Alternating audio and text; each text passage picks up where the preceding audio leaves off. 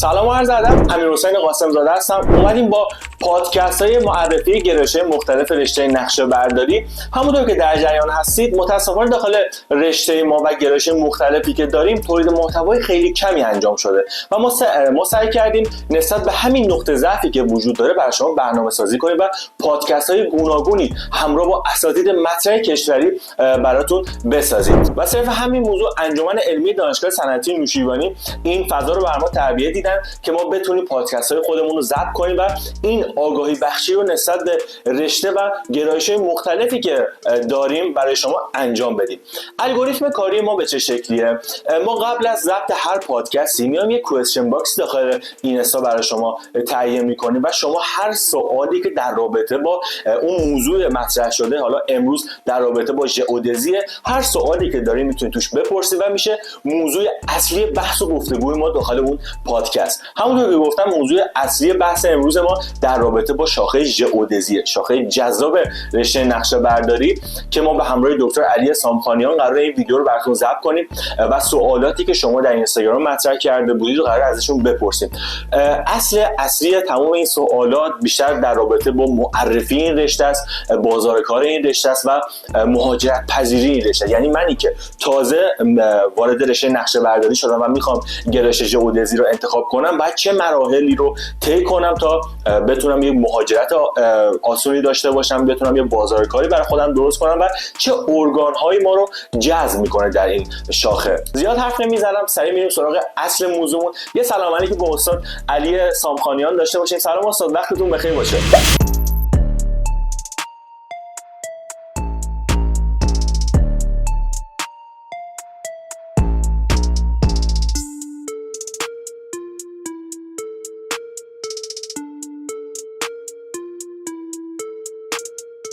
سلام عرض میکنم خدمت تمام دوستان عزیز، خدمت شما سلام عرض میکنم و تمام مخاطبایی که قرار امروز این اطلاعاتی که حالا ما هرچند اندک و فشرده خدمتشون اعلام میکنیم و ارائه میکنیم اونها رو بگیرن و استفاده بشه براشون تا در آینده تصمیمات درستی چه از لحاظ ذهنی چه حتی مشاورهایی که میخوان به دیگران بدن براشون بسازه، تصمیمات مناسبی رو براشون ایجاد بکنه.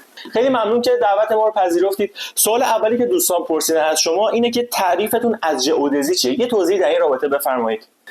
واقعیتش اینه که توی این ویدیو حالا که قرار خیلی دوستانه باشه و اطلاعات هرچند کوتاه ولی اصلی رو در مورد سوالات دوستان بخوایم بدیم، واقعیت اینه که سوالات از این دست مثل تعریف ژئودزی و اینها شاید در خیلی از کتاب ها اومده و تو سایت ها هم اومده. ما هم اینجا به صورت خیلی خلاصه میگیم ژئودزی واقعیتش خیلی ساده میان توی یک جمله یا نهایتا دو جمله تعریفش میکنن، میگن علمی که حالا در مورد زمین و میدان ثقلش هستش، حالا شکل زمین و میدان ثقل اون که و همچنین تغییرات زمانی اینها هم مد نظره که این علم میاد به مطالعه این دو تا محور اصلی میپردازه.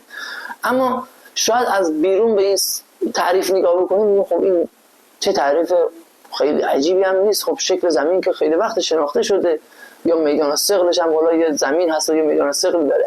واقعیت اینه که نمیشه در یک تعریف ها نمیتونن مثلا یک صفحه‌ای باشن، تعریف ها باید مختصر باشن. به خاطر همین تو این اختصار شاید خیلی متوجه نشن.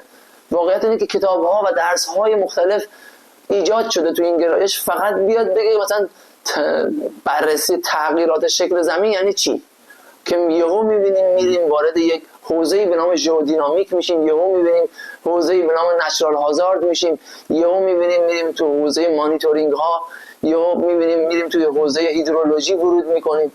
ژئودزی یک گرایش بین رشته‌ای یا اصطلاحاً اینتردیسیپلینریه که خیلی این ویژگیش اون رو شاخص کرده. شاید گرایش‌های دیگه‌مون هم این ویژگی رو داشته باشن ولی برای ژئودزی بسیار این خیلی بولد هستش، به خاطر اینکه الان تو این تعریفی که گفتم کسی اصلا نمیتونه مطلع باشه که مثلا ژئودزی آیا به اتمسفر زمین هم میپردازه. بله، ژئودزی به اتمسفر زمین هم میپردازه که خود من سالهاست تو این زمینه دارم کار میکنم. یا یهو مثلا همین بحث هیدرولوژی که مطرح کردم، آیا با ژئودزی میشه به تغییرات آبهای سطحی پرداخت؟ آیا تغییرات آبهای سطحی اصلا مهم هستن برای بشر که حالا ژئودزی بهش بپردازه؟ بیایم بگیم ژئودزی میتونه نقش مفیدی داشته باشه.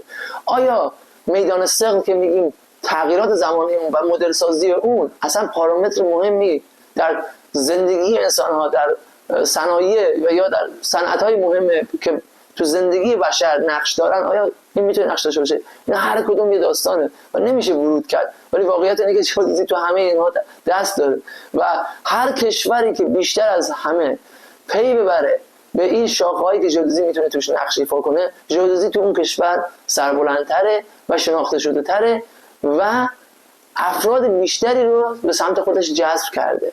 بنابراین سطح توسعه یافتگی یک کشور و اینکه چه دغدغه‌هایی داره میتونه تعریف ژئودزی رو تو اون کشور بردتر بکنه. این نظر من. حالا من خیلی خلاصه گفتم، ولی باز اگر یک روزی حالا نیت بچه‌های ما توی این جمع‌آوری پادکست ها احساس میکنم یه استارت اصلا شروعی توی این حوزه هستش، من احساس میکنم شاید یه روزی بیایم دوباره مثلا فقط به یه فیلد خاص در ژئودزی هم اختصاص بدیم، یه فیلد خاص در فوتوگرامتری هم اختصاص بدیم و این کارا اتفاقا جالب‌تر میشه. منتها این رو برای سالهای بعد و برای ماه‌های بعد و برای فصل‌های بعد ما پیش بینی می‌کنیم که این گروه بیان این کارو بکنن، بنابراین الان بهش نمی‌پردازیم. پس ژئودزی تعریف ساده در این حال پر از شگفتی ها هستش که باید بهش پرداخت. خیلی ممنون از توضیحاتتون. سوال دومی که دوستان از شما پرسیدن اینه که فرق بین ژئودزی کلاسیک و ژئودزی مدرن تو چیه؟ خب به این سال باز هم یه مقدار از اون انتهای تعریف ژئودزی میشه به اینجا پرداخت. ژئودزی یه ویژگی عجیبی که داره، حالا دزی که میگن معناش حالا توی کلمات یونانی ریشه یونانی داشته و اینها، ژئودزی یه جورایی، حالا ژئو که میشه زمین، دزی از افراز و اینها میاد.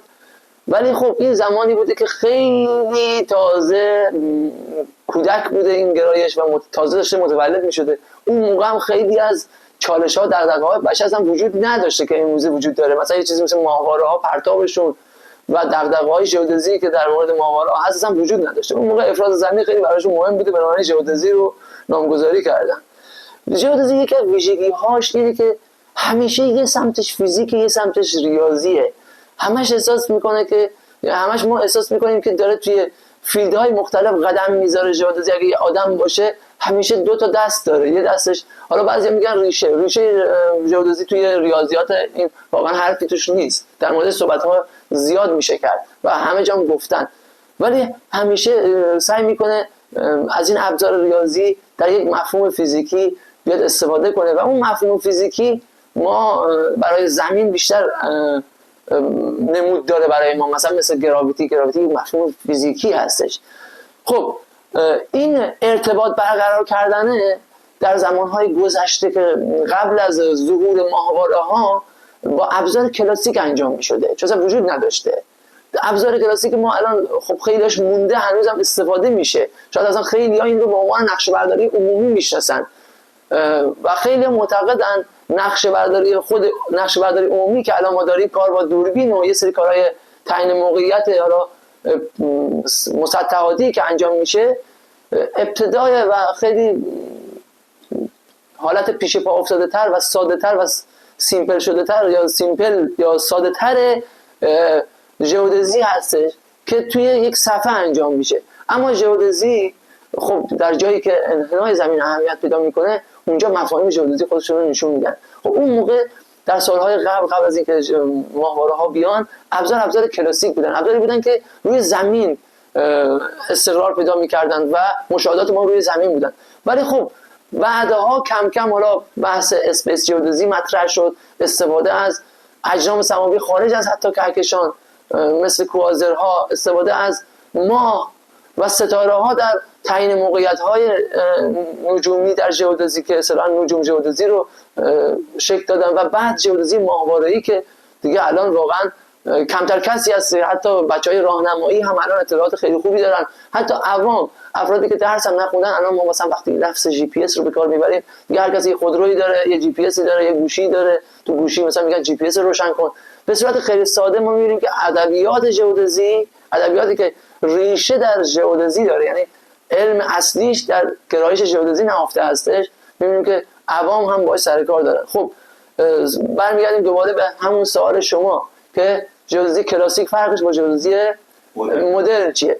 اون چیزی که ژئودزی کلاسیک و مدرن رو از هم جدا میکنه ظهور ماهواره هاست. به نظر من ظهور ماهواره ها باعث مدرن شدن ابزار جدید در ژئودزی شد.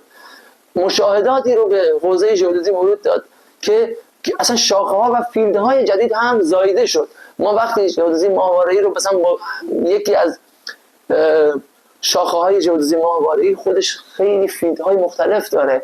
ما مثلا میتونیم از ستلایت آلتیمتری یا ارتفاع سنجی ماهواره‌ای نام ببریم، ما میتونیم از سقف سنجی ماهواره‌ای نام ببریم، ما میتونیم خیلی مسائل مختلف استفاده از ماهواره ها در بحث زمین لغزش رو نام ببریم که حالا یه سری دوستان میگن این ریموت سنسینگ هست، یه سری دوستان میگن نه جوینگ هستش، حالا ژئودزی هم میاد تو مفاهیم ژئودینامیکی کمک میکنه، یا یه سری میگن اینا همزمان با هم استفاده میشه. بنابراین بخوایم جمع‌بندی بکنیم، ظهور ماهواره ها باعث تولید مشاهدات بسیار ارزشمند در حیطه‌های مختلف زندگی بشر شد و این باعث شد ژئودزی بیاد روابط ریاضی، مدل‌های ریاضی و ایده‌های جدید رو در شاخه‌های مختلف با توجه با تکیه بر اون اطلاعات جدیدی که تونسته بود کسب کنه پیدا بکنه، این اعتماد به نفس و بیاد تو اون شاخه‌ها هم ایفای نقش بکنه. و این می‌بینیم که کاملا اگه بخوایم بازار ژئودزی مدرن رو از بازار ژئودزی کلاسیک جدا کنیم، می‌تونیم ببینیم الان ژئودزی که امروز داریم 90% تو اون حوزه مدرنش داره فعالیت می‌کنه، یعنی زندگیش زنده بودنش اون مدرن بودن تجهیزات خیلی کمک کرد به این مسئله که ماهواره است. خب طبق این توضیحات شما این مدرنیته چقدر تو ایران ورود کرده؟ خب توی ایران ما چند جور بحث ورود به ژئودزی رو داریم. یه موقع است ما به عنوان کاربر وارد حوزه ژئودزی میشیم، یه موقع است ما به عنوان متخصص وارد میشیم، یه موقع است ما به عنوان طراح وارد میشیم. ببینید مثلا توی کشور ما هم از GNSS استفاده میشه، از که یک نمونه سادهش GPS هستش. خب ما محققای زیادی داریم در دانشگاه تهران که از اساتید خودمون هستن، همین الان دانشجوهای دکترا و پست دکترا که در دانشگاه تهران خواجه‌نصیری و دانشگاه دیگه کشورمون دارن فعالیت میکنن. اما ما آیا مثلا خودمون کشور خودمون آیا یک ماموریت ماهواره‌ای داره؟ اگر داره در حوزه ژئودزی چی داره؟ اگر هم داره چند تا از متخصصان ما که واقعا خونه دل خوردن، زحمت کشیدن و متخصص هستن آیا به خدمت گرفته شدن؟ تو هوافضای کشور ما چند نفر متخصص ژئودزی داریم؟ چند تا کارمند داریم؟ چند تا استخدامی داریم؟ اینها نکات مهمیه. خب ما در سالهای اخیر یک پیشرفت‌های دیدیم، شنیدیم که مثلا یه سری از اساتید رو تونستن برن یه پروژه‌های محدودی بردارن، ولی هنوز نهادینه نشده، در صورتی که در سالهای خیلی قبل در کشورهای مثل فرانسه، در اروپا، در خود آمریکا که اصلا بنیانگذار GPS بوده، خب می‌بینیم که اصلا سال‌هاست که دیویژن یا اون فیلد ژئودزی بسیار دغدغه بوده براشون. حتی من یه خبری حالا یه جایی دیده بودم، پارسال بود، کی بود من دقیق یادم نیست، ولی سرچ می‌کنم حالا بعداً شاید براتون فرستادم که یه جایی وزارت دفاع آمریکا اظهار نگرانی کرده بود که تعداد متخصصان ژئودزیش کم شده در سال‌های اخیر و دوباره باید بره به این سمت که مثلا خود وزارت دفاع رو دارن میگم، مثلا بحث اینکه حالا کشور چقدر نیاز داره، همواره این نیازه وجود داره. گاهی اوقات ما نیازمون، بدنمون نیاز به ورزش داره ولی ما خبر نداریم، ما چون راه میریم، چون نفس میکشیم، چون غذا میخوریم، خب میگیم حالا هست دیگه، مشکلی نیست. کشور ما امکان داره نیاز به خیلی از زمینه‌های تخصص ژئودزی داشته باشه ولی الان براش دغدغه نیست، میگه چون مثلا دغدغه رو نمیبینه. شاید یهو میبینی 5 سال دیگه، 10 سال دیگه تازه میاد متخصصای ژئودزیان رو جمع میکنه، مثلا در یه جایی در یه مسئله خیلی مسائل پیش میاد. مثلا میگم من تو فیلدهای دیگه میگم یه مقدار مجبوریم تون صحبت کنیم تو زمانمون هم محدوده. واقعیت اینه که مثلا یهو میبینیم که یه سیلی میاد کل کشور رو درگیر میکنه و نابود میکنه، یه بارش بسیار شدیدی اتفاق میفته و تازه کشور و مدیران کشور ما تازه یادشون میاد که بیان هواشناسا رو مثلا بیان باشون نشست کنن این چه جوری شده این بارشات و یه سری پروژه هم تعریف میکنن و یه برای بودجه‌ای هم براش اختصاص میدن. اینا خوب نیست، اینا مسکنه، اینا دوره‌ایه. ما باید به طور مداوم به شاخه‌ها ارزش قائل بشیم. خیلی از ویژگی‌های ژئودزی رو در سال‌های بعدی شاید اصلا بهش بپردازیم ملی هستش و باید به اینا ارج نهاده بشه. به نظر شما این آگاه سازی رو باید چجوری انجام بدیم که به مسئولین کشور و کسایی که حالا تو این راستا دارن خدمت میکنن بفهمونیم که ما ژئودزین ها میتونیم وارد فلان فیلد بشیم، وارد فلان سکشن بشیم که خیلی از کارا رو بتونیم آسون‌تر کنیم، خیلی از کارا رو بتونیم همگام با بقیه کشور رو پیش بریم و اون پیشرفته رو به عبارتی به وجود بیاریم. این آگاه سازی باید به نظر شما چجوری شکل بگیره به جای اینکه 5 سال دیگه انجام بشه بیایم خیلی سریعتر اینو ادا کنیم؟ واقعیت اینه که یه مقدار زیادیش فکر کنم رو دوش دانشگاهه. یعنی دانشگاه که خود ما هستیم و خودمون هم نباید بیایم فرار کنیم از این مسئله. شاید انقدر که وقتمون درگیر آیین‌نامه‌های یه مقدار آیین‌نامه‌ها من احساس میکنم که به جای خوبی نرفته، به سمت‌های خوبی نرفته. حتی آیین‌نامه‌های ارتقای اساتید، آیین‌نامه‌های ارتقای خود دانشجویان، جذب دانشجویان چه دکترا چه هیئت علمی در دانشگاه، اینها اگر به یه سمت مناسبتری شاید گرایش پیدا میکرد، شاید خیلی از فعالیت‌ها میومد برای اساتید تعریف میشد، برای دانشگاه‌ها تعریف میشد که الان نشده. مثلا میگم واقعا چقدر وقت گذاشته میشه تو دانشگاه‌ها، تو هر تخصصی اساتید چقدر این براشون مثلا ارزش هستش برای اون دانشگاه که اساتید برن یک روز در هفته یا یک روز در ماه یا یک هفته در سال برن به این بپردازن که در صنایع مختلف، شرکت‌های مختلف و ارگان‌های دولتی مختلف نقش رشته من چیه، برن با مدیران صحبت کنن. یکی اینه. یکی دیگه هم اینه که واقعا خیلی صحبت کردن. الان من خودم اینجا هستم و خیلی از اساتیدی که تو گرایش من هستن و حالا اونایی که جوان‌تر هستن واقعا رفتیم، خیلی جاها رفتیم صحبت کردیم.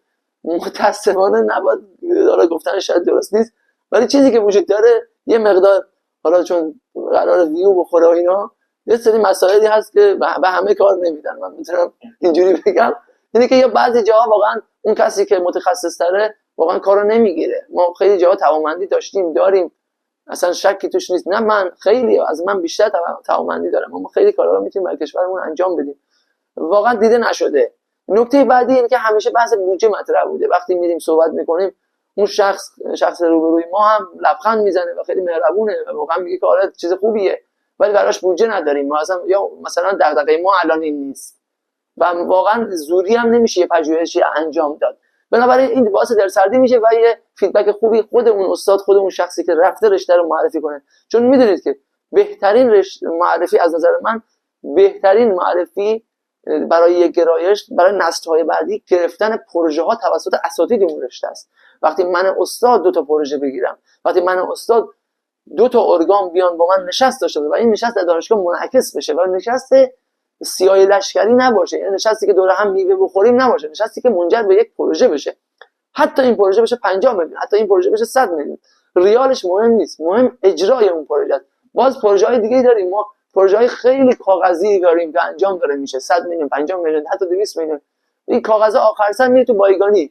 پروژه‌ای که واقعا اجرا بشه. حالا که راجع به پروژه گرفتن داریم صحبت می‌کنید، به نظرتون امنیت شغلی این گرایش به چه شکلیه؟ بیشتر توسط چه ارگان‌هایی جذب میشیم یا حتی میتونیم شخصی کار کنیم یا نه؟ در این رابطه یه توضیح بفرمایید. ببینید، حالا من خودم شاید نماینده خیلی مناسبی برای کل یه سوال جواب جامع به این سوال بخوام بدم نباشم، ولی به اندازه خودم دارم میگم.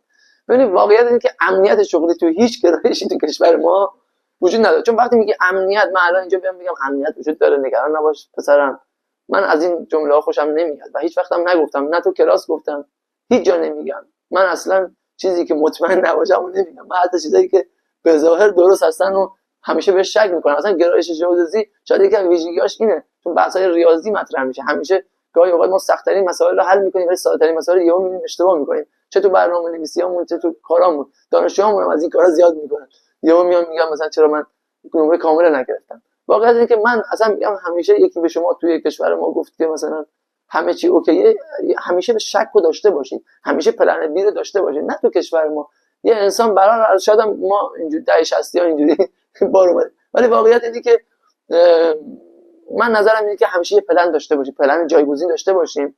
نکته بعدی این به این معنا نیست که ما نگران باشیم، نه. من نظرم اینه اصلا هر گرایشی، من اسم گرایش رو نمیبرم که خدای نکرده فکر نکنید که مثلا من میخوام ضعیف کنم یه گرایش رو یا حتی رشته‌های دیگر رو. اما تو گرایش خودمون سوالو بخوایم جواب بدیم، یک مقدار زیادی از بازار کار گرایش ژئودزی میشه همون ژئودزی کلاسیک که الان داره واقعا خیلی دارن نون میخورن. ژئودزی کلاسیک میره تو بحث‌های همین کارهایی که برای نظام مهندسی انجام میدیم، تهیه نقشه هست که برای ارگان‌های مختلف داریم انجام میدیم که این بازار اتفاقا وسیعی است. خب شاید خیلی‌ها بگن که درست هم هست، نمیدونم اصلا نیازی به ارشد ژئودزی خوندن نداره که ما همون لیسانس داشته باشیم این کارا رو داریم انجام میدیم و درست هم هست. و اما اینو باید بگیم آنچه که در روی کاغذ و در عمل داریم انجام میدیم توی اداره ثبت، توی دادگستری، توی کارشناسی دادگستری، توی ارگان‌های دیگه دولتی که نقشه بردار نیاز داره چون با نقشه سر کار دارن. حتی توی کارشناسی بانک هم شما میبینید که یه جاهای مزایده زمین هست، دعاوی وجود داره، اونجا هم نقشه برداری شما باید بلد باشید و خیلی جاهای دیگه. حالا من نمیخوام واردش بشم. شما درسته اونجا با لیسانستون دارین کار میکنید، ولی همونجا هم شما با دانش ژئودزی دارید این فعالیت رو میبرید جلو. شاید خیلی اینو قبول نداشته باشن ولی خب من نظرم اینه. من چون اینجا میخوام یه قرار ویو بخوره و دیده بشه، یه دفعه یه چیزی نگم که شاید خیلی باهاش مخالف باشن.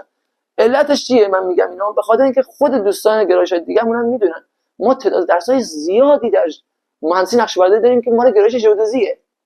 شاید سالها بچه‌ها میان استاد هنوز درسای ژئودزی تموم نشده چون یه مقدار درسای ژئودزی سخته، واقعیتش اینه ریاضیات بیشتری داره نسبت به گرایش‌های دیگه‌مون. این یه واقعیته. اینی که ما این رو دوش ما استادای ژئودزی هستش که بتونیم اینها رو با حلاوت بیشتر، با آرامش بیشتر و با راحتی بیشتر و زیباتر و با مثالهای ملموس‌تری بیان کنیم که دانشجو نترسه، یعنی احساس نکنه وارد ریاضی محض شده، یه مقدار لذت هم ببره و درک هم داشته باشه. اگه ما کارمون درست سخته ولی این کارو درست انجام بدیم، الان به راحتی میتونیم ببینیم که الان خود دانشجوی لیسانس ما همین الان اونایی که فارغ التحصیل نشده ازشون بپرسید چند درصد درساتون ژئودزیه، میگن بابا ما همیشه ژئودزی داریم، ژئودزی تموم نمیشه. حالا شوخیه اینا، واقعا اینجوری نیست. الان برای گرایش‌های دیگه هم واحدهای زیادی داشتیم. در زمانهای قدیم ما تقریبا میشه گفت نصف واحدامون، بیش از نصف 60% واحدامون ژئودزی بود، 40% فوتوگرامتری بود، بقیه کم بود. الان یه مقدار بیشتر این تعدیل شده ولی هنوز هم ژئودزی برده و ما داریم از اطلاعات اون استفاده می‌کنیم. تحلیل خودتون از بازار کار ژئودزی به چه شکلیه؟ ببینید با توجه به اینکه شما بخواید کارمندی سیر کنید یا بخواید یه متخصصی باشید که برید مثلا آزاد کار کنید، در خودتون شرکت بزنید، واقعیت اینه که ما در حوزه‌های زیاد خصوصی و دولتی میتونیم ورود بکنیم.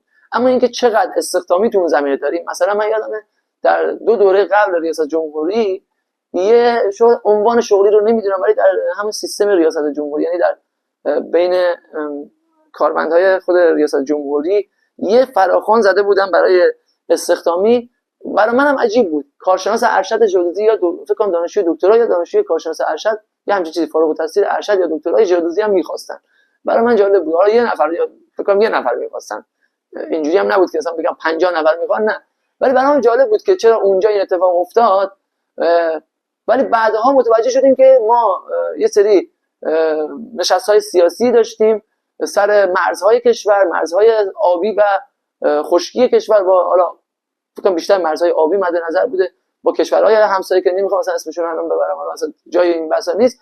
اونجاها ما متخصص هم نیاز داریم، ما فقط سیاستمدار نیاز نداریم. یه جاهایی اونا سیاستمدارای اونها با یک دانشمندی میان و شما هم فقط نمیتونید حرف بزنید. اینجا باید یه نفر داشته باشید که ازش مشاوره بگیرید، آقا این الان داره میگه درست میگه، آیا این مرز رو داره میاد مثلا میاره این ورتل، آیا درست میاره، رو چه اصولش چیه.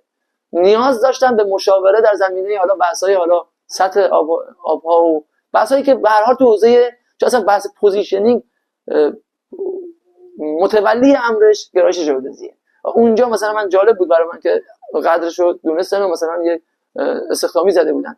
خب این یه دونه است، من نمیتونم بگم همه بریم اونجا سر مرزها کار کنیم. خیلی از فارغ التحصیلای ما توی سازمان نقشه برداری میرن سر کار، خیلی از متخصصای ما در سازمان جغرافیایی میرن. سازمان جغرافیایی هم خیلی شاید اسمش خیلی ما رو هدایت نکنه ولی سازمان جغرافیایی خیلی فارغ التحصیلای چه گرایش جی اس چه گرایش دیگه و چه ژئودزی رو اونجا به خدمت میگیریم. ما خیلی بحث‌های پردازش حالا ایستگاه‌های دائم و حالا ایستگاه‌های داینامیک، ایستگاهایی که حالا دائم هستن یا حالا ایستگاهایی که تمپوراری هستن یا مثلا موقت هستن، اینها پردازش اینها رو خیلی از متخصصان ژئودزی دارن انجام میدن. خیلی کارهای دیگه، خیلی بحث ها هست که جاهای مختلف هست که حتی هنوز بهش توجه نشده که اصلا گرایش ژئودزی میتونه چه کار کنه.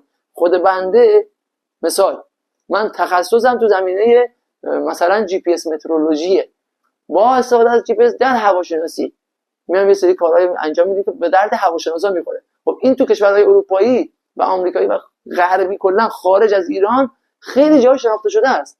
توی ایران هم ما الان نزدیک به تقریبا 10 سال چندین نفر داریم که توی این حوزه کار میکنن. حالا من خیلی وقت دارم کار میکنم، ولی دوستانی هستن در خارج و تهران هم دارن کار میکنن. خیلی کارهای خوبی من مثلا میبینم، مثلا خودم لذت میبرم، میگم چرا کاش من وقت ندارم که مثلا کاش من وقت داشتم برم اون کارا رو انجام بدم. خب این کارا من همین چند مدت پیش یه کاری دیدم، حالا نمیتونم اینجا بگم، من مثلا داورش هم بودم. این کار در قرار بود به خارج انجام بشه. خب اون کارو من خیلی دوست داشتم ای کاش توی ایران انجام میشد. خب بنابراین میخوام بگم که این مسائل، این که مثلا یه کاری یه فیلدی مثل جی پی اس مترولوژی که خودش زیر فیلد یا زیر شاخه یا زیر بخش ژئودزی هستش، تو کشورهای خارجی شما نیاز نیست توضیح بدید که فلان ارگان اصلا خودشون میدونن جاش کجاست، جاش مشخصه. ولی تو کشور ما معنا برای سازمان هواشناسی امکان داره یکی از بحث‌های گاز میگن خب شما که ریشه‌تون نقشه برداری هست، چرا سازمان نقشه برداری حمایت نکرده؟ مثال میخوام بگم، الان هم رفتیم بارهای مختلف رفتیم، واقعا به اون صورتی که هست حمایت نشدیم. و اینکه واقعا جای رشته رو، جای شاخه‌هایی که زیر شاخه‌هایی که این گرایش میتونه فعالیت بکنه رو اگر بخوایم نشون بدیم، راحت میتونیم نشون بدیم. من خودم بشینم یه هفته خیلی ارگان‌ها رو میتونم مشخص کنم که آقا ما از با ژئودزی میتونیم تو اونجا فعالیت کنیم. اما اینکه اونها چقدر استخدامی دارن یا نه، من نمیتونم بگم که شفاف دقیقاً اینقدر. ما یه چیزی رو باید بدونیم در مورد بازار کار ژئودزی. این واقعیته که خیلی از کاراش این مدار ریجنال و گلوباله، یعنی ملی میشه. مثلا میگم مگه تعداد مثلا مانیتورینگ سدها یکی از کارهایی که میتونن تو حوزه ژئودزی انجام بدن، تغییر شکلش، دفرمیشناش. خب ما چند تا سد داریم واقعیتش که براشون مهمه که این تغییر شکلش رو بررسی کنن. و کدوم شرکت‌ها میان؟ چند تا شرکت مثل هواپست میاد، فلان هم میاد. پس بنابراین ما میبینیم که تعداد زیاده است. ولی مثلا میگم یه سری گرایش‌های ما میبینیم که در زیر بخش‌های کوچیک‌تر هم میتونن جا بگیرن. این یه مقدار احساس می‌کنم ژئودزی نسبت به گرایش‌های دیگه این یه مقدار کلی بودن کارهایی که انجام میده. مثلا میگم کارهای ماهواره‌ای، شما هوافضای یک کشور یه هوافضا داره، شما اصلا 10 تا ژئودزیان هم بخواید استخدام کنید 10 تا دیگه بس دیگه بیشتر 10 تا که نیست. واقعیت که یک کشور هم یه هوافضا داره، اما شهرداری یک کشور خیلی داره. مثلا میگیم آقا مثلا گرایش فلان و فلان اسم نمیبرم، میتونه بره تو شهرداری هم فعالیت کنه یه فلان. خب آره، ولی من همیشه این مثال میزنم، میگم که درست تعداد کارهای ژئودزی شاید این مقدار کمتر بشه در عصر حاضر ایران، تو ایران، ولی کیفیت کارها و شاید درآمدیش هم بالاتر باشه. اینم باید نگاه کنید که کمیتش کمتره ولی کیفیتش هم میره بالاتر. برای یه کسی که میره توی مثلا کار مانیتورینگ سد کار میکنه، خب درآمدش خیلی فرق میکنه با کسی که میاد یک نقشه برداری عمومی انجام میده، اصلا قابل مقایسه نیست. یا کسی که تو هوافضای ایران مسئولیتاش هم بیشتره، کسی که تو هوافضای ایران کار میکنه اصلا درآمدش فرق میکنه با کسی که تو شهرداری کار میکنه. و یک بازار دیگه ای هست که دوست ندارم اون رو معرفی کنم، بازار مهاجرتیشه که شاید سوال دیگه شما بود فکر کنم. همونطور که در جریان هستید ما با معضل فرار مغزها به عبارتی مواجه هستیم و ما میایم یک جوونی رو 12 سال تو حوزه مدرسه، 4 سال لیسانس، 2 سال ارشد و حالا بقیه مقاطع پرورش میدیم. حالا که موقع حاصل دادنش میشه که بخوایم از علم و تواناییش استفاده بکنیم، تصمیم به مهاجرت میگیره و میره حاصل خودش رو در واقع تو یک کشور دیگه‌ای به ارمغان میذاره. حالا ما برای جلوگیری از این موضوع چه پیشنهاداتی شما میدید و چه توصیه‌ای به این افراد دارید؟ ببینید به نظر ما میگم نظرات شخصی منه، حالا با توجه به اون بینش من نسبت به مسئله امکان داره نظر کاملتری هم داشته باشیم در این مورد. خب افراد مختلفی نظرات مختلف بدن. به نظر خود من شخصی من اصرار دارم به اینکه بگم نظر شخصیمه، چون امکان داره متفاوت باشه. وقتی که ما میخوایم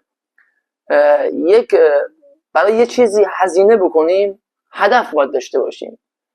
اینایی که شما گفتین همش هزینه بابتش میره. دولت الان خیلی اصرار داره و واقعا هم اینجوری هست که آقا من این کارهایی که دارم میکنم هزینه داره. دانشجویی که داره میاد که بعد موقعی هم که میخواد بره میگه باید بخری مدرک تو، ولی واقعا اون پولی که داره میده میخره اونقدر پول خرج شده براش؟ آیا نمیخوام بگم از دانشجو بیشتر پول بگیره، اصلا من باهاش مخالفم. من میگم رایگان باش خداحافظی کنیم مثلا، یا اصلا نره. چرا خداحافظی کنیم؟ نگهش داریم.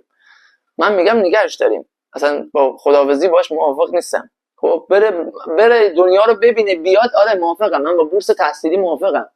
بریم لبه دانش رو ببینه، توی اون حوزه خودش فناوری‌های جدید رو ببینه، اطلاعات جدید، همونطور که در زمانهای قدیم اساتید خود ما توسط وزارت علوم و سازمان نقشه‌برداری و جای دیگه ساپورت مالی شدن و کار خوبی بود که این کشور این کار رو انجام داد. رفتن در دانشگاه‌های معتبر آلمان، اروپا، حتی آمریکا، استرالیا، خیلی اطلاعات خوبی رو به دست آوردن و امثال ماها که الان اومدیم تو دانشگاه شاگردهای اون اساتیدیم.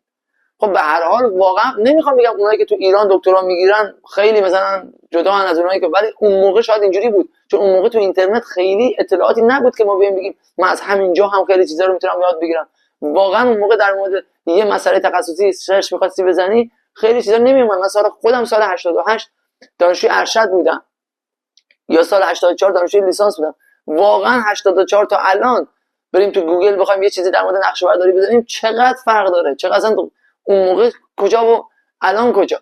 خب اساتید ما رفتن خیلی از اطلاعات واقعا آوردن، خیلی تجربه رو آوردن، حتی باعث حالت یه پول ایجاد کردن. خیلی از اساتید خارجی هم که استاد اونها بودن برای همایش ها میان، هنوزم شاید حتی این ارتباط برقراره. حالا الان نمیدونم بحث‌های دلاری مطرحه، ولی به هر حال می اومدم. من خودم دانشجوی دانشگاه تهران بودم، یادم یک چند تا از اساتید استادای ما یا دوستان پژوهشیشون در دانشگاه دیگه که اینا اونجا تحصیل کردن باشون آشنا شدن، اینها هم به صورت دوره‌ای یک روز یک ورکشاپ می اومدن و برای ما سخنرانی می‌کردن. خب این برای ما اصلا یه حس دیگه‌ای وجود داره. واقعا نه اینکه ما بخوایم غربگرا باشیم، نه، اطلاعات به هر حال بروزتری. مثلا من نمیتونم بگم در زمینه ژئودزی ماهواره‌ای ایران هم اندازه مثلا آمریکا میدونه. خب میدونه، ولی اونا تجربه‌ای دارن که ما نداشتیم. اونا جی پی اس ساختن. ببینید ما باید به این سمت بریم. میگم حالا که داریم هزینه می‌کنیم ما شبیه آدمایی شدیم که این پول توی چای که آب توشه، همش آب پول میبره. مثلا این منطقی نیست. الان از یک کودک خیلی 4-5 ساله که صحبت میکنه تا به بالا میدونن که میتونن ایرادات زیادی به هم سیستم آموزشی کشور بگیرن، هم جای دیگه که اصلا کاری نداریم بهش. خب پس ایراد گرفتن چیز جالبی نیست. الان دیگه خسته شدن همه دوستان، هم مدیران هم دانشجویان، همه خسته شدن از ایراد گرفتن. راهکارم بخوایم بدیم، راهکاری که ذهن من بهش حالا همگرا شده، من میگم که ما باید قبول کنیم که از حالت مصرف کنندگی باید بریم، چه مصرف کننده علمی، چه مصرف کننده تجهیزات و اون به هر حال تکنولوژیایی که هست. وقتی بخوایم به این حد برسیم تو هر گرایش، منظورمه نه حالا پزشکی اینا مد نظر نیست، الان تو گرایش خودمون دارم میگم، وقتی بخوایم از حالت مصرف کنندگی در بیایم، یه زمان خواب وجود داره. حالا آرندی دارن دیگه همه شرکت ها دیگه، برای هر رشته‌ای یه زمانی باید پژوهش انجام بشه. این باید اصلا دود چراغی که میگیم این نیست که فقط ما 12 سال درس بخونیم اونجوری باشه همه دودی الان. من نمیتونم بگم که مثلا ما رفتیم دانشگاه تمام ما چون درس خوندیم کشور دیگه با ما حل میکنه همه چی. نه، ما تازه باید بیایم از این دانشی که به دست آوردیم بریم برای اینکه اینو بچسبونیم به بحث صنعتی، به بحث کاربردی. باز هم یه زمینه ریسرچی رو باید داریم، باید این طی بشه. خب کشور برای اون زمینه خواب هیچ برنامه‌ای نداره، چون برای اون بازه زمانی که من میگم تو زمان خواب نمیتونه ساپورت مالی چون نمیکنه، ما منجر به این میشه که جوون ما، چون جوونی خیلی نکته مهمیه، زمان بیشترین ارزش رو تو دنیا داره. زمان یه زمانی قدیما شاید این نبود، الان خیلی زمان، حتی یک بچه میگه من وقت ندارم. زمان انقدر ارزشمنده که جوان ما میگه من 10 سال نمیتونم واقعا خیلیه. یعنی اونم باید حق بدیم، اون زندگیشو میخواد بسازه، جوانی میخواد استفاده کنه. ما میخوایم زندگی کنیم، ما که نمیخوایم فقط تکنولوژی رو پیش ببریم، پول که زندگی کنیم و زندگی کنیم. اگر این میگه من 10 سالم بعد نمیدونه، تو کشور ما اینجوری شده متاسفانه، ما نمیدونیم 10 سال دیگه چی میشه. ولی من نمیگم من خودم موندم تو کشور با دلایل خودم. خب نمیگم ملت پاشم برن. من میگم اگر سیاستمدارای ما، اگر اونایی که تو وزارت علوم هستن دوست دارن، من مطمئنم دوست دارن، به فکر این میخوام باشن که این دوستان بمونن، این دانشجوهایی که این همه براشون هزینه شد بمونن، باید یه ساپورت دیگه هم بکنن، همون ساپورتی که دارن خارجی ها میکنن. ساپورت مالی مهمه.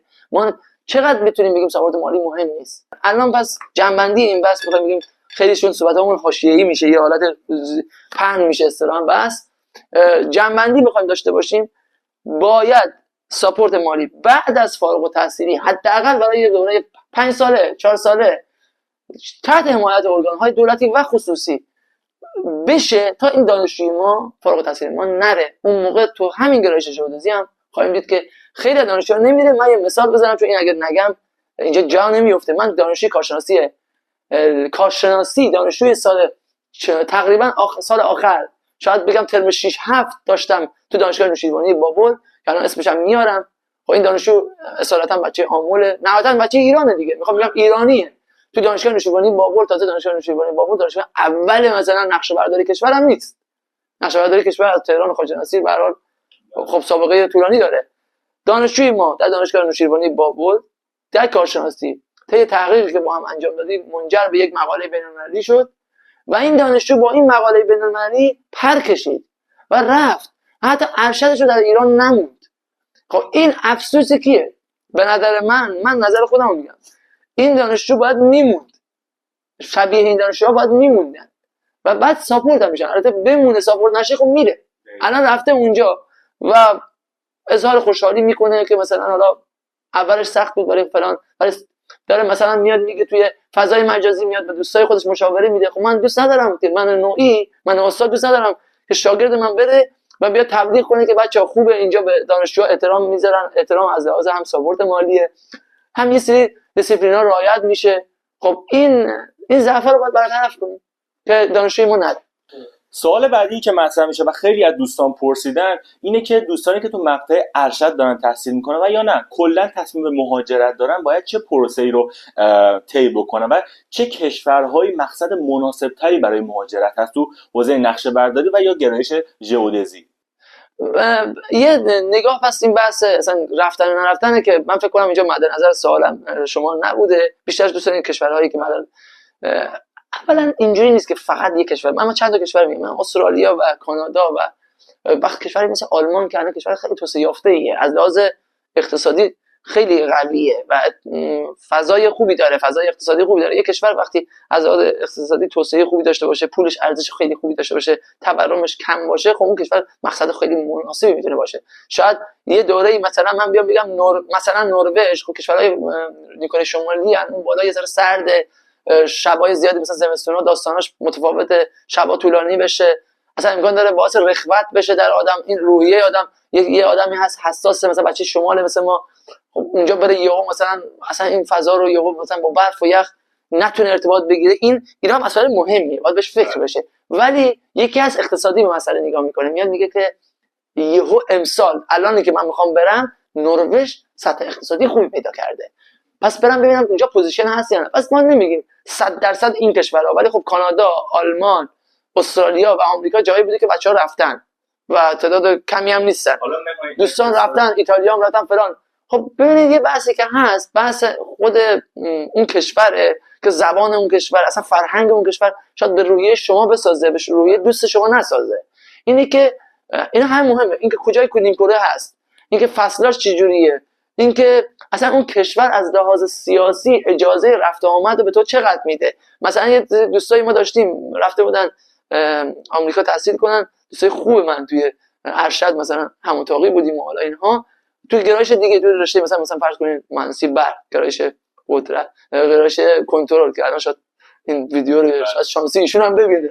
من یادمه ایشون مثلا بچه دار شده بودن در یه برهه‌ای، خب اونجا آدم دوست داره خانواده خودش رو ببینه و واقعا حمایت خانواده تو اون بره، ولی خب طبق قوانینی که دوست عزیزمون رئیس جمهور آمریکا اومدن خیلی قوانین سخت بود. فکر کنم 4-5 سال شما نمیتونستی بیای، اگر می اومدی دیگه حق برگشت نداشتی. حالا من دقیق این میگم اینایی که دارم میگم حدودی دارم میگم، شاید این قانون مثلا یه مقدار متفاوت بوده با این چیزی که من دارم میگم. میخوام فوای کلام میخوام بگم شرایط محدودیت هایی که ایجاد میکنه اون کشورم در نظر بگیریم، نه فقط مثلا بگیم امتحان چون جیاری داره سخت نرم، نه جیاری هم شما میدید، شما آزمون تافل هم میدید، آیلتس هم میدید، از پسش برمیان. ایرانیان قوی ان، همه کارو میتونن بکنن. بحث اینه که تو به روحیه خودم باید نگاه کنی، فرهنگ اون کشور رو باید نگاه کنی. آسیای شرقی مثلا بری فرق میکنه با اروپایی بری. اینا برای من که ایران موندم، کشوری که شما فرمودید امریکا بود، استرالیا بود، کانادا بود، حتی آلمان اینا رفتن، حتی الان یکی از دوستای ما مثلا انگلیس هم رفته. از نظر علمی هم اینا خوبن. آره الان فرانسه مثلا سازمان فضایی فرانسه مثلا تو بحث ژئودزی حرف داره برای گفتن. فرانسه یکی از کشورهایی بوده که خیلی از اساتید ما در سازمان نقشه برداری کشور رفتن در زمانهای قدیم، از توسط دولت هزینه شده رفتن اونجا تحصیل کردن، دکترا گرفتن برگشتن. چه استاد خودم مثلا داخل دانشگاه زنجان که بودم آقای دکتر عباسی بودن، آقای دکتر جمهور، من اشتباه نکنم ایشون هم فرانسه بودن فکر کنم، که الان تو سازمان هم خیلی فعالیت داشتن، الان هیئت علمی دانشگاه شهید بهشتی هستن. به هر حال میخوام بگم که اینجوری نیست مثلا من یکی رو نام نبردم نباشه، نه. حالا الان مثلا بحث‌های تحریمی هست فلان، وگرنه تا یه مدت زمانی با بعضی از این کشورها ما مراوده داشتیم، یعنی رفت آمد داشتیم، می اومدن اونا محقق می آوردن، یه نرم افزار علمی رو می آوردن برای ما نصب می‌کردن، به ما یاد میدادن، نیروی کار ما یاد می‌گرفت، یه دوره‌هایی رو برای ما می‌ذاشتن مشترک می‌ذاشتن. بعد الان که یه جوری شده که ما ساپورت می‌کنیم اونا رو، الان ما محقق می‌فرستیم، اونا دارن میرن تو به لبه دانش اگه نزدیک میشن، خیلی جاهاش بر اساس توانمندی دانشجویان ایرانیه. این یک چه میگن حس ایران دوستی و حس وطن پرستی نیست، این یک واقعیتیه. مثلا چون همه وطن خودشون رو دوست دارن، شاید یه چینی هم بگه چینی‌ها خوبن، ولی واقعیت اینه که ایرانی‌ها متفاوتن. ایرانی‌ها نشون دادن خیلی خیلی قویه. من دانشجوی تنبل کلاسم رو، تنبل به معنای که نمره‌اش کمه، میدونم اگه تحریکش کنم راحت میتونه به 20 برسه، چون پتانسیل بالاه، انگیزه کمه. ما انگیزه رو باید بالا ببریم. خب سوال آخرمون سوالیه که تقریبا تمام این مباحثی که با هم صحبت کردیم و در بر میگیره و یه جنبندی هم برسیم. شما چه توصیه برای دانشجویان علاقه‌مند به این رشته دارید که بخواد بحث آخرمون باشه؟ ببینید من این توصیه که دارم میکنم حتی میتونه برای گرایش دیگه هم باشه، خب برای حتی رشته‌های دیگه هم باشه، ولی به طور کلی در گرایش ژئودزی دوستانی که میخوان ادامه تحصیل بدن از ارشد شروع میشه. کسایی که میخوان ادامه تحصیل بدن اینو بدونن اون چیزی که در لیسانس ما از ژئودزی یاد میگیریم مقدمات و آچار فرانسه ها، اصطلاحاً ابزار مفهومی و ریاضی هست که قرار بعداً در ارشد و دکترا ازش تو پایان نامه‌ها یک به نوعی استفاده کنیم و بعضی از اینها شاید بیشتر استفاده، بعضی شاید اصلا استفاده نشن. اما اون چیزی نیست که در لیسانس شما باش آشنا بشید. اگر تو لیسانس شما با یه درسی ارتباط نمیگیرید کاملا طبیعیه، چون ژئودزی خیلی ریشه در علم ریاضیات داره، مجبورن یه جا بگن اینو. نسبت به گرایش‌های دیگه‌مون بسیار بیشتر غنیه تو این زمینه، بنابراین مجبورن توی لیسانس بگن و چون صرف این مسائل میشه لیسانس، شاید دانشجوی ما یه مقدار ارتباط نمیگیره. اونایی که میخوان تو ژئودزی برن کار بکنن، توصیه اولمون یه پروژه کارشناسی حتما تو این زمینه بردارن قبل از اینکه لیسانس رو برن. با پروژه کارشناسی شما آشنا میشید که در عمل چه کارهایی میشه کرد. ما الان فقط فرمولا رو میبینیم و امتحان میدیم، این چیزی رو درک نمیکنیم، ولی وقتی تو گرایش‌های دیگه مثلا سنجش از دور وقتی میریم استاد درس میده یه مقدار گرافیکی تر، یه مقدار چیزتر، پروژه‌های کلاسیکی میدن بچه‌ها سریعتر میفهمن. من خودم الان عاشق سنجش از دورم شدم، چون سنجش از دور ژئودزی خیلی میتونن بهم کمک کنن و الان اخیراً تو کارام دارم استفاده میکنم. خب میبینیم که این اتفاق میفته که اونا زودتر ارتباط میگیرن انگار. خب این به خاطر ماهیت ژئودزی هم هست. پس یه پروژه کارشناسی بگیرن. این یک. دو، توانمندی خودشون نمیخوام بگم مثلا شبیه ریمان بشن، شبیه فوریه بشن، نه، حد اقلی ها رو به طور مناسب دنبال این نباشن که فقط یه نمره بگیرن، چون هم تو کنکور مشخص میشه که نمره فایده زیادی نداره. مفاهیم رو یاد گرفتن خیلی مهمه. همین که ما ازشون نمیخوایم 100 همه چی رو یاد بگیرن، ما هیچ وقت 100 همه چی رو همه این رابطه ها رو دنبال این نباشید که حفظ کنید. ما بعدا میریم سراغشون، بعدا ورق میزنیم اینا رو تو ارشد و دکترا نگاه میکنیم، از رو استفاده میکنیم، برنامه‌شو می‌نویسیم. قرار نیست اینا رو حفظ باشیم. تو لیسانس از شما امتحان میگیرن که حافظه ما رو امتحان کنن، ولی در واقع اینو فکر نکنید که تا ابد قرار این فرمولا حفظ باشه توی گرایش. نه، اینجوری نیست. این ترس هم به وجود این ترس باید فرو بریزه با یه پروژه کارشناسی ماهیت اجرایی طورتر این گرایش رو میشه فهمید. مثلا همون پروژه‌ای که من دانشجوی من رفته خارج، پروژه کارشناسی بود، یه پروژه کارشناسی بود در همین حوزه جی پی اس مترولوژی که من کار میکردم. خب ایشون هم علاقه‌مند شد، این کار نتیجه داد. خب این الان حتی بچهای کلاس هم، حتی شمایی که الان مسابقه می‌کنید هم به نظر من براتون جذاب بود که یه مقاله ازش در اومد و یه کشور خارجی هم دانشجویی از لیسانس این مقاله در. خب پس این نمود خارجی ژئودزی بود دیگه، یه نمودی از ژئودزی بود. خب این جذاب بود. میگم توی پس این کارو بکنن توی لیسانس. دو، یه مقدار ریاضیاتشون تا حدودی سعی کنن اون درسایی که ریاضی هستن، مثلا بحثای مثل تئوری برآورد، درس تئوری برآورد رو جدی بگیرن، چون خیلی از کاربردهایی که ما داریم در ارشد و دکترا خیلی جاها مجبور به برآورد میشیم، استیمیشن رو خیلی باید دوست داشته باشن، باش ارتباط بگیرن، نباید بترسن ازش. ترس از هیچ چیزی نداشته باشن. الان اینترنت و خیلی از کورس ها هستن رایگان در اختیارن، حتی با یه استاد هم ارتباط نمیگیرین، با اینترنت ارتباط بگیرید. چت جی پی تی هست، برای چت جی پی تی خیلی فعلا انقدر قوی نشده که خیلی از بحث‌ها رو تخصصی کامل جواب بده، ولی ویدیوهای آموزشی بسیار زیاده، لکچرهای خارجی و داخلی بسیار زیاده، جزئیات دانشگاهی معتبر زیاده. تو همین داخل اینا ساپورت علمی میشه، نگران نباشن، همین اساتید ما خوبن. ولی توی ارشد و دکترها اینو بدونن که ژئودزی کاربردهای خیلی خوبی میتونه داشته باشه در زمینه‌های توسعه پایدار که خیلی از کشورها در مورد این صحبت میکنن. خیلی نقش بسزایی میتونه داشته باشه در مورد زیرساخت‌ها، نقش بسزایی میتونه داشته باشه در مورد بحث‌های مرزی زن، نقش بسزایی میتونه داشته باشه محیط زیست، انوایرمنتال، مثلا کلا پروژه‌های انوایرمنتال و بحث حالا چه حفظ محیط زیست چه تغییرات محیط زیست. از الان خیلی از مسائلی که الان مطرحه، الان خود من خوشحالم که رفتم تو جی پی اس مترولوژی، به خاطر اینکه عصر حاضر بشر که الان در عصر حاضر دارن چالش دارن، یکی از چالش‌ها تغییرات اقلیمه، یکی از چالش‌ها بحث ودره، یکی از چالش‌ها بحث محیط زیسته که داره بحث‌های خشکسالی اینا. و بریم راهکار بدیم، بریم کار بکنیم، تخصصمون رو بیشتر توسعه بدیم. کارهای جالبی میشه تو این گرایش کرد. توصیه من اینه که یه مقدار جدی باشن. این توصیه من خیلی مهم‌تره که یادم داشت میرفت. لطفاً این گرایش رو بر اساس رتبه انتخاب نکنن. یه چیزی مد شده متأسفانه سال 88 که من تو این گرایش تو دانشگاه تهران رفتم ثبت نام کردم و سال قبل من یادمه که رتبه‌های زیر 20 حتی میرفتن گرایش ژئودزی رو می‌زدن. عجیب شاید باشه الان برای شما، چون الان مثلا دیدیم برعکس شده. حالا نمیخوام اسم گرایش ببرم چون نمیخوام تبلیغات کنیم و تبلیغات سو از ژئودزی بشه، ولی متأسفانه یه برهه‌ای شده که کسایی که تست ژئودزی رو بالا میزنن، یعنی ژئودزی بیشتری بلدن، دارن میرن تو گرایش دیگری. اسم صدا گرایش نمیبرم، خودت مشخصه، گرایش‌های دیگر. یعنی کسی که بیشتر ژئودزی میفهمه نمیاد تو گرایش ژئودزی و این باعث میشه که ژئودزی‌های ما توانمندیشون کمه الان یه مقدار. پس سعی کنن با توجه به علاقه‌ای که یعنی اون چون این رشته رو دوست دارن برن، نه چون رتبه شده 99 برم شبانه، نه.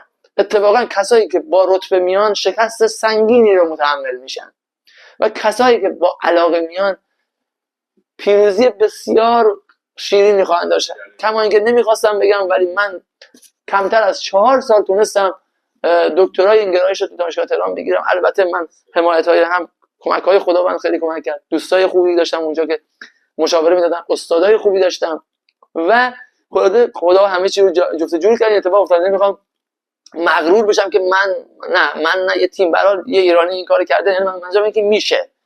کما اینکه دوستایی هم داشتم، هم ورودیای من، هم سالهای قبل که 8 ساله دکترای این گرایش گرفتن. بنابراین ما خودمون هستیم که نشون میدیم این گرایش نیست که به ما تحمیل بشه. ما میتونیم توی همین گرایش ژئودزی که میگن سخته، میگن ریاضی زیاد داره، نه همش هم که ریاضی نیست که، یه سری اپلیکیشن میتونیم بریم وارد اپلیکیشن بشیم، میتونیم کاربردها رو ورود کنیم، خیلی بحث‌های مختلف هست و اینکه این خیلی مهمه. خواهش میکنم که بر اساس رتبه نرن، بر اساس علاقه برن، حتی شده یه سال بمونن.